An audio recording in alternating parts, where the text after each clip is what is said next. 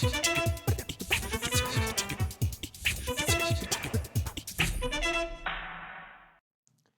and welcome to the interview here on France 24. It was an emotional speech lasting 2.5 hours.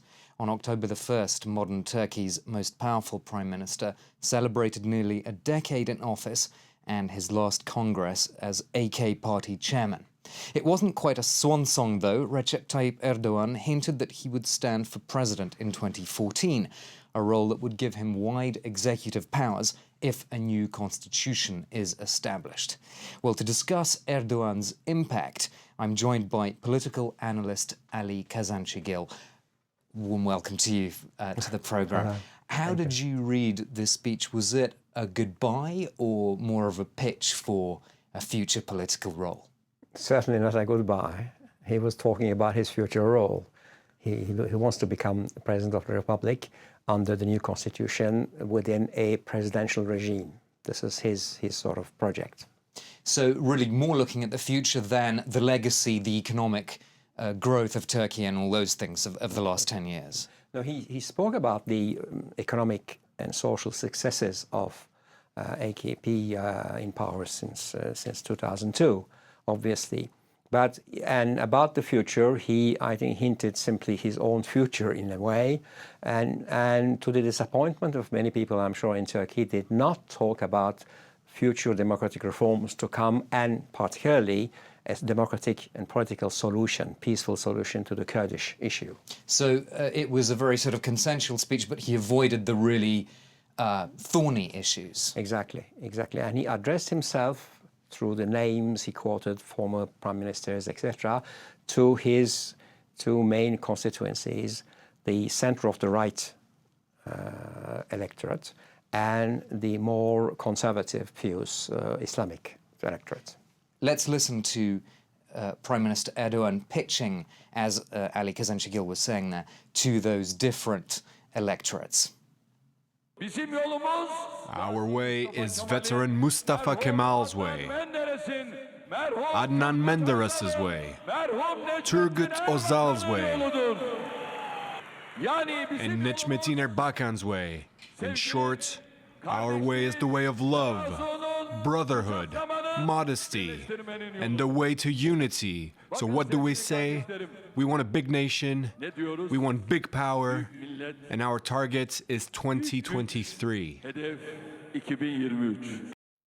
So, Ali, as you were saying, obviously trying to court different political traditions there, exactly, but also coming across as a sort of attempted father of the nation. This is why he's sometimes compared with Kemal Atatürk, rightly or wrongly. Exactly. I mean, he seems to sort of get his inspiration from Mustafa Kemal Atatürk. Atatürk means in Turkish the father of the nation, of the Turks. So he plays this role, the person who unites everybody, etc. And he talks about 2023 is the 100th anniversary of the Republic. But at the same time, probably he sees this as a limit to his own political career. Well, what about the presidency then? You said that he was clearly making a bid for that. He's clearly hinted that he will be a candidate. But the problem for him is that the current president, Abdullah Gül, according to the recent opinion polls, in case the two stand for the election, Gül would get 51% as of today, and he would only get 22%, because I think the Turkish public opinion is getting a bit tired of this extremely charismatic and powerful and authoritarian prime minister. So the danger then, from public opinion's point of view, is that there would be a sort of super president with no checks and balances. Exactly, because he would like to become president with a new constitution, as you said, establishing a presidential regime. But this is a danger for Turkey simply because the separation of powers, checks and balances are weak in Turkey. So a very powerful president with executive powers would not be a good option at all. Who's going to stop him? Well, probably he may get through, but there are strong resistances in the public opinion, in civil society, in the media, and more importantly, in his own party. For instance, the number 2 of the party is the President of the Republic, Gül. He's against. Number 3 is a man called Bülent Arınç. He's a vice prime minister. He also hinted several times publicly that he's against. So his task will not be very, very easy. Do you think the army could also stand in his way, or have they really been neutered by these trials, the Ergenekon trial and the Sledgehammer trial? No, I think at this stage, the army seems to be, if I may say so, expelled from political processes. They kept interfering and exercising a sort of a tutelage on politics. But what happened since 2007 indicated the end of this period. So the army does not have anymore an important role in politics, and I think the public opinion is very strongly sides with Erdogan on this issue. The prestige of the army in Turkey in public opinion polls has been, until recently, almost 90%. Now it came down to 70%, the trust that people have vis-à-vis the army. And this 70% corresponds to the average percentage in the European Union. So I think army is now put aside. Ali, I'd like to talk about the foreign policy of Prime Minister Erdogan. Let's listen to what he had to say on Syria at this party congress in Ankara. We will do what a brother would do, and we will continue to give the Syrian people our logistical support. We call on Russia, China, as well as Iran. Please review your stance that you have maintained on this matter up until now. History will not forgive those who stand together with cruel regimes. So still obviously supporting that strong solidarity with the opposition in Syria, and yet people seem to be getting tired of Turkey's involvement. I mean, there are real problems for Turkey now because of that support for the opposition, and this could be a real danger for Erdogan. Well, of course, if the opposition is beaten, loses the battle, the relations with Syria will be very, very difficult. And also, the relations with Iran are getting more tense. Iraq is another case. Iraqi government is dominated by the Shiite community and, of course, sides with Iran and has taken a very hostile attitude to vis-à-vis Turkey. Indeed, the Turkey may be in trouble. In any case, this famous diplomacy of zero problems with the neighborhood has failed.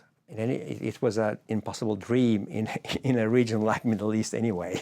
because he used economic policy really as a weapon rather than perhaps engaging with political conflicts. I mean, he tried to have political relations with them, but he reasoned, he and his foreign minister Davutoglu reasoned in a sort of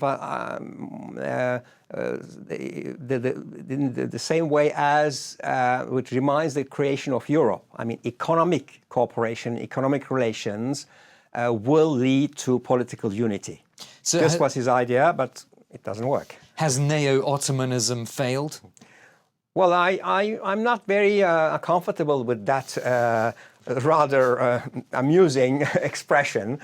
In any case, his drive for a sort of economic, social, democratic, peaceful leadership in the Middle East for the time being is in